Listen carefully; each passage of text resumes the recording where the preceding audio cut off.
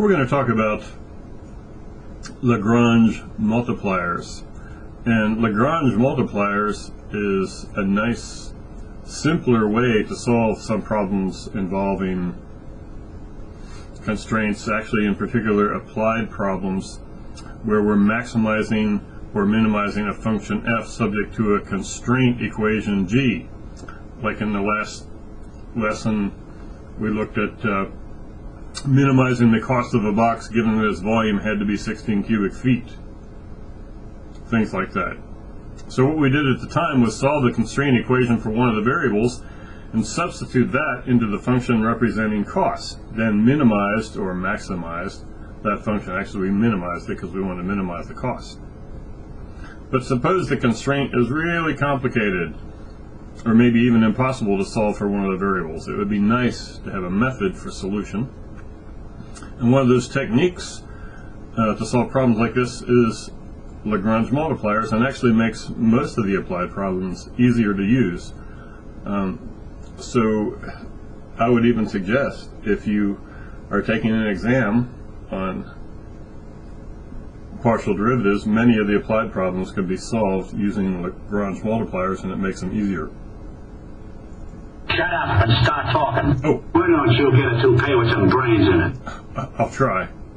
So, if we look upon the constraint equation as the level curve of some function, then we can say its gradient, del g, is normal to that level curve. We've already seen that that's true. If we look at the gradient, del f, of the objective that we're trying to maximize or minimize, it'll point in the direction of steepest ascent. What we're interested in is the gradient that touches the level curve of g and grows maximally. And if that's what we want, then del g and del f will have to be parallel. In other words, del f will be a scalar multiple of del g, or del f equals lambda times del g. And if that is the case, then the constant lambda is called a Lagrange multiplier. Lambda is sort of like a lower Greek letter L. So that's called a Lagrange multiplier. That's essentially the technique, and here's the theorem. Let f and g have continuous first partial derivatives such that f has an extremum at a point x0, y0 on the smooth restraint curve g of x equals c. If del g at x0, y0 isn't the zero vector, then there is a real number lambda such that del f equals lambda times del g. So in other words, del f and del g are parallel. We can solve constraint equations then by the following method. It's called the method of Lagrange multipliers. Let f and g satisfy the hypothesis of this theorem, so that means continuous first partials, and let f have a maximum or minimum subject to this constraint. Then to find the minimum or maximum of f, use the following steps. 1.